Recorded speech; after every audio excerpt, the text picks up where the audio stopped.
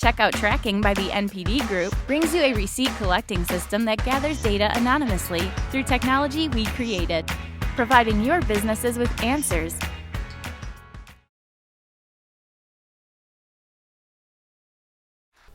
Thanks for coming, because I'm not sure why I'm here, because everything I have to tell you is personal opinions, which may and probably will conflict with anything else you've heard during this convention. And so I'm just going to go at it, and let's hope it's going to be fun for everybody. So this is a personal story for me. So 10 years ago, I was working for this guy at Microsoft. And it was great, don't get me wrong, but I was getting to a point in life where I kind of felt I wanted to make games, right? You get to that point in life. There's a couple of points in life where you say, I want to make games. And so I went up to this guy and I told him, let's open a gaming division within Microsoft.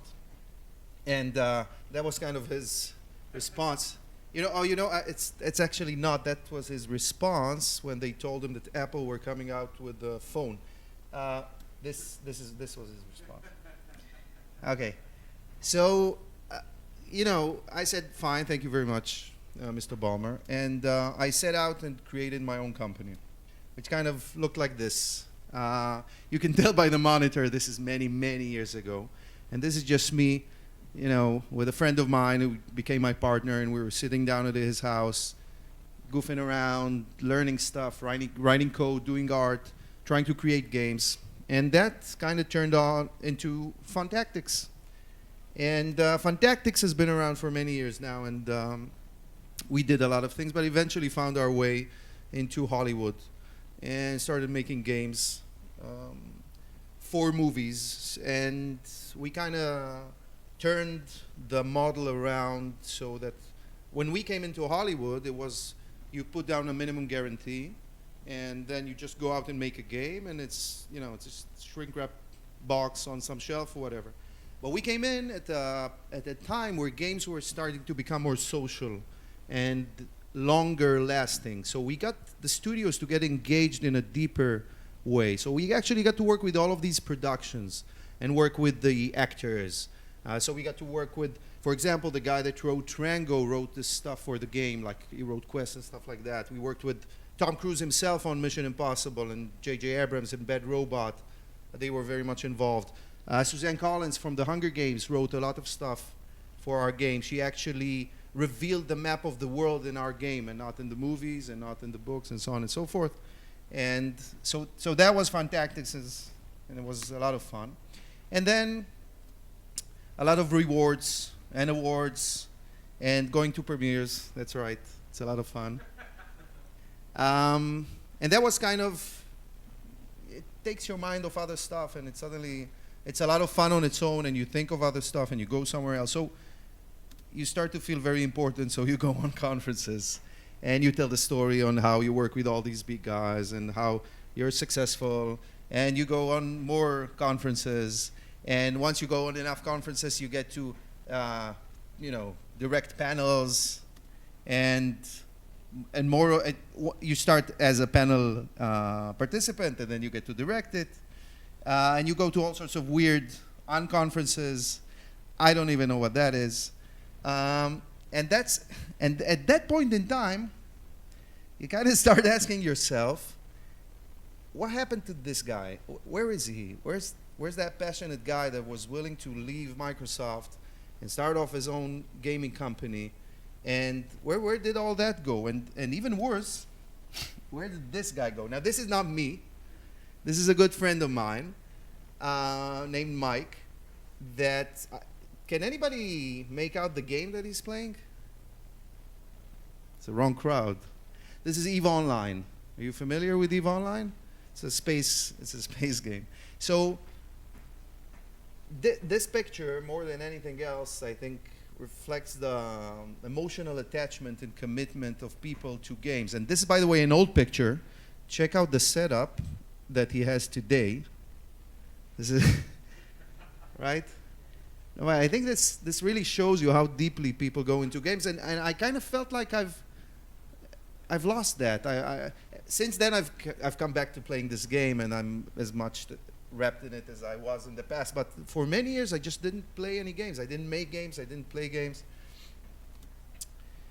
Okay, so when I was growing up, this was my idol. I don't know if you know this guy. He made this small game called Karateka. Later on, went on to do Prince of Persia, and he, by the way, was documenting the entire process. He was just a kid, 19, of the hardships of making this game. And it is hard to make something on your own, especially when you're pioneering. And life, let's just say life is not interested in you making anything, right? It pushes back, and you have to really push to make something happen. And he did it, and that was always super inspirational to me.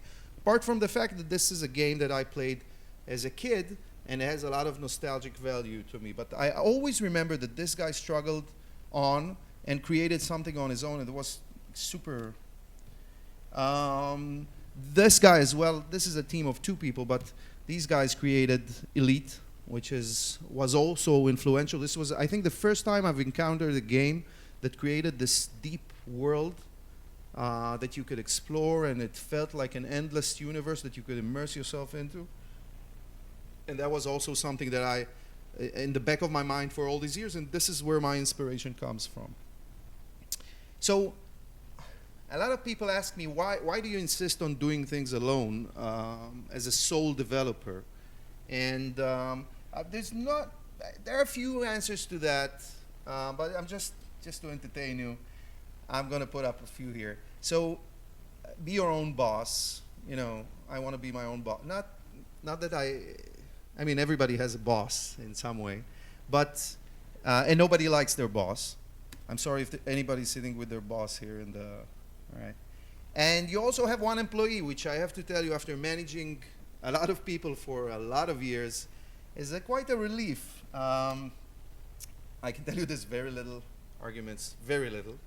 And also, the payroll is substantially smaller, which, if you've been attending a lot of the sessions here, takes out a lot of the problems out of the equation when you're looking at your model.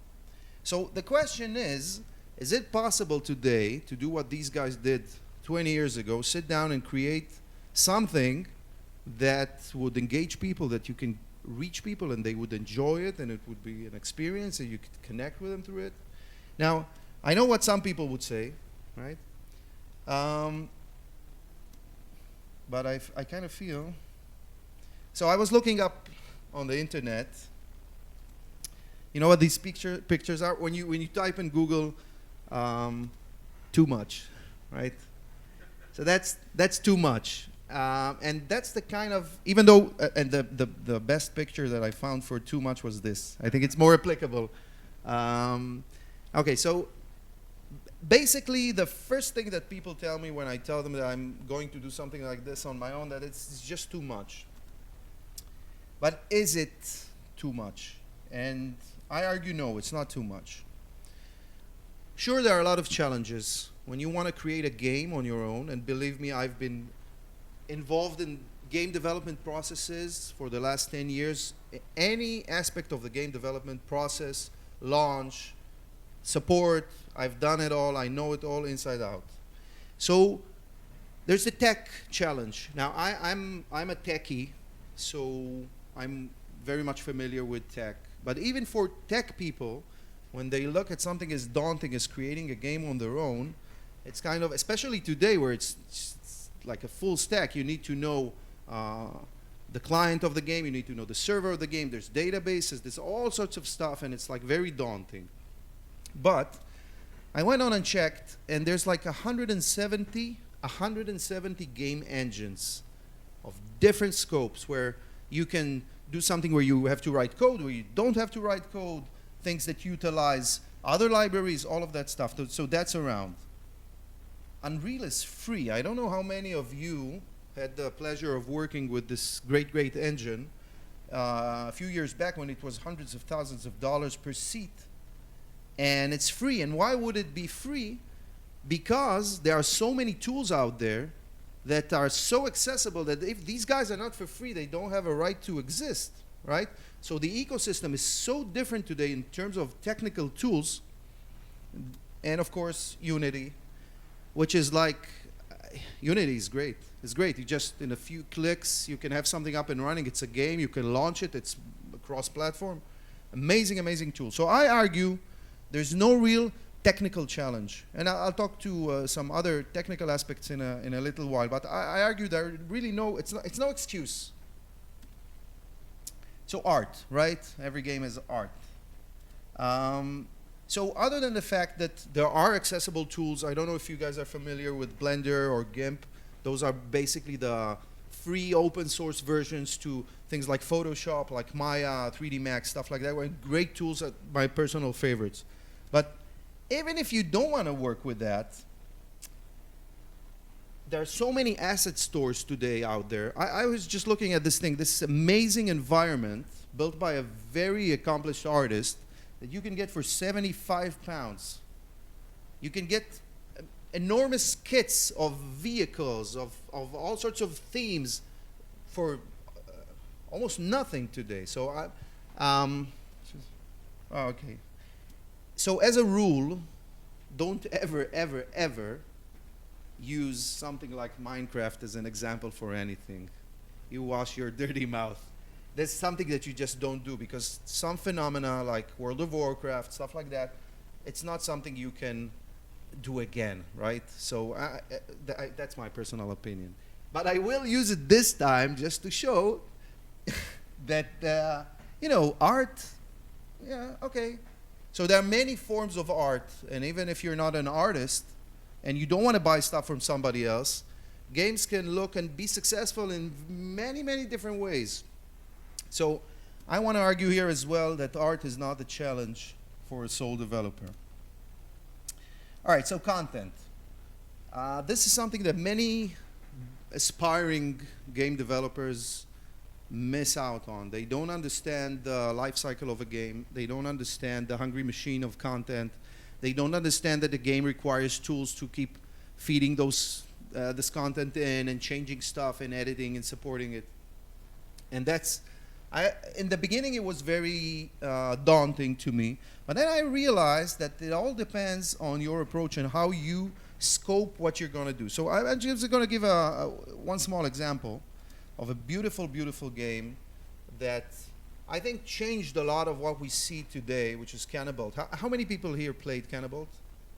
All right. So you guys know this is brilliant. This guy came in, sat down on his own, created this game, which is basically an endless runner, right? Which inspired numerous endless runners that followed. And there's very little art here. It's very polished. The art is great. Don't mistake this. This is not simple stuff. This was very well done, but there's very little of it. And that's basically what made it possible for this guy to sit down and create the thing. Another thing that I'm personally more interested in is procedural content.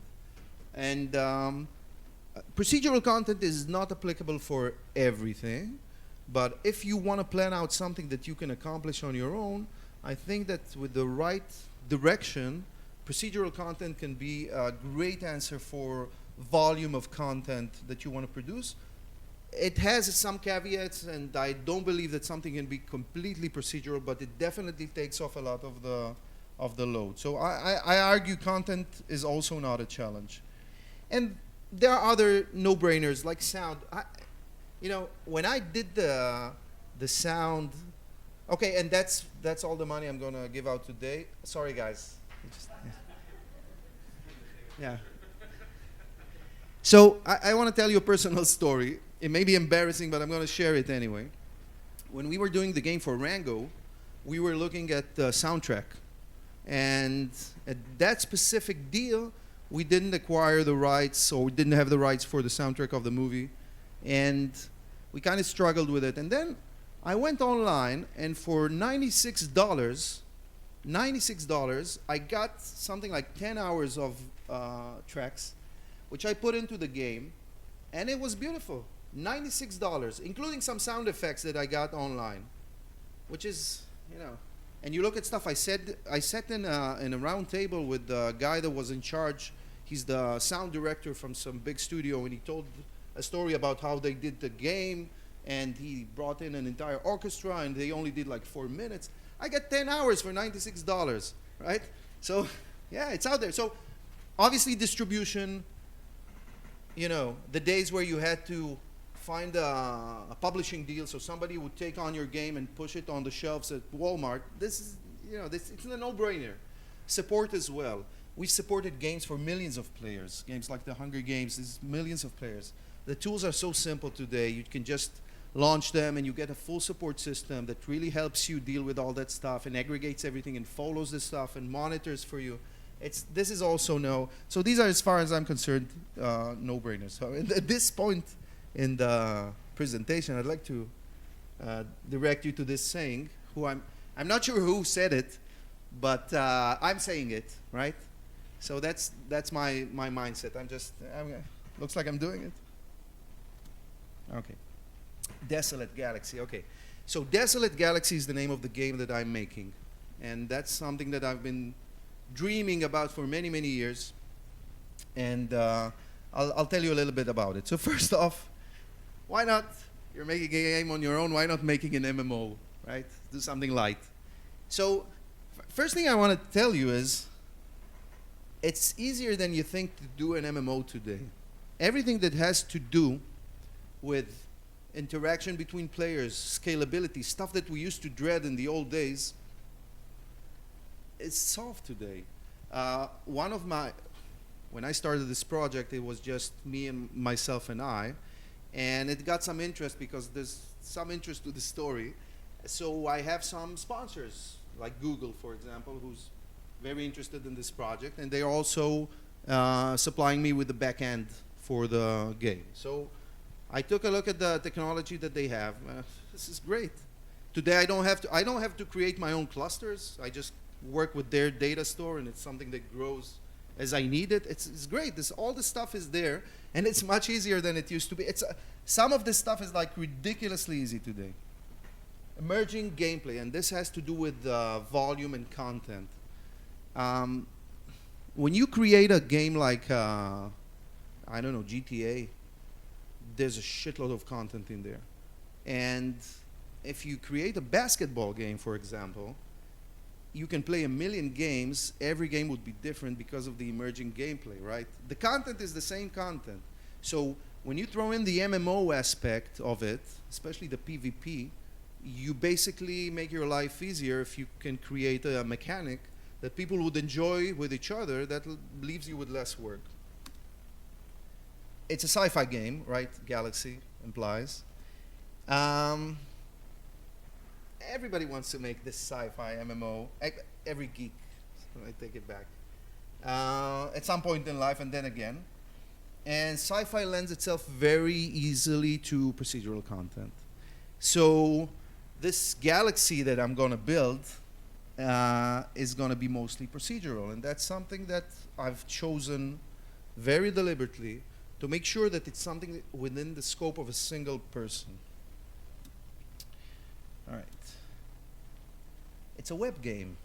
It's a web game. Now, contrary to stuff, you know, everybody's talking about web, mobile, all the rage.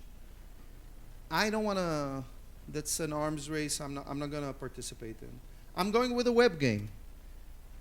Obviously, less competition, right? There's less quality content. I can really make an impact there. I can shine there. If I put out something good on the web, I'm shining. No platform owners. Guys, we've gotten used to this, but when you take one step back and you watch those 30% go to Apple or Google or Facebook, 50%, who pays 50%? Oh, we're 5 minutes. Oh, it's not good. It's not good at all. I'm talking. Okay, so blah, blah, blah, a lot of interesting stuff. I want to show you, I sat down when I decided on this, and for a couple of days, and created a small prototype using just JavaScript in the browser to see if I can make something that I think I can make. And I wanted it to include a little bit of art, a little bit of code, a little bit of database, a little bit of procedural content, and to see if what I think I can do, I can actually do. And so I sat down. This is what I'm showing here. Is the first time I'm showing anything like that. All right, so I don't know if you guys can see. This is Desolate Galaxy prototype, right? And this is all me. This guy here. 1 second. Maybe I can. All right. So I got some animation in here. Maybe 9 minutes. This is all like prototype. Don't judge me. Maybe I can do something like this. You think? Yeah. This is just JavaScript in the browser, guys. This is me noodling away and creating this huge world. You can see here there's 1,000 physics objects flying around that I've put in as a buffer just to see that the frame rate can be good, and, you know. And this is the kind of mood I'm going for. The game is by the lovely name, inviting game Desolate Galaxy. This is something where you play on a distant moon by yourself. There are other people, but it's more or less a together alone game. But you can see the ambience, right? The long, dark shadows. If you could hear.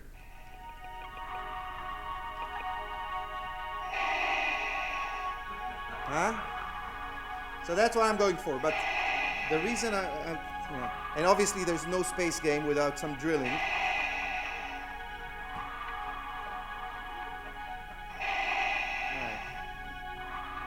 Okay, so that's a little sneak peek to where I'm going with this, and it's just like, you know, as I said, a prototype. Let's go. So I want to wrap it up quickly. I've also created this. This is becoming a bit larger than what I initially intended. I'm creating a website, onemanenter.com, that I want other people to be inspired by this project to also go out and do things on their own. I think it's great. I think if anybody has an idea in their head and they can do it, they need to do it. I think it's their obligation to do it. If you have the skill set and you have the great idea, you can do it, and it's easier today than it was. And on One Man Enter, the website, which I invite you to come and check out, it's still very initial, but there's a weekly Desolate Galaxy developer blog where I basically show everything. Can't hear me? Can't you hear me? This is better? For the last minute of the talk. All right. So I'm going to put up there, there are a few sponsors here that are going to join in on the One Man Enter. All for a good cause, all for educating developers. There's going to be tools there and knowledge and a community of people who want to just create stuff on their own. One small thanks to Google. They're a major sponsor, and I want to use this stage to thank them. And I want to thank you guys for coming and for staying throughout. So thank you very much.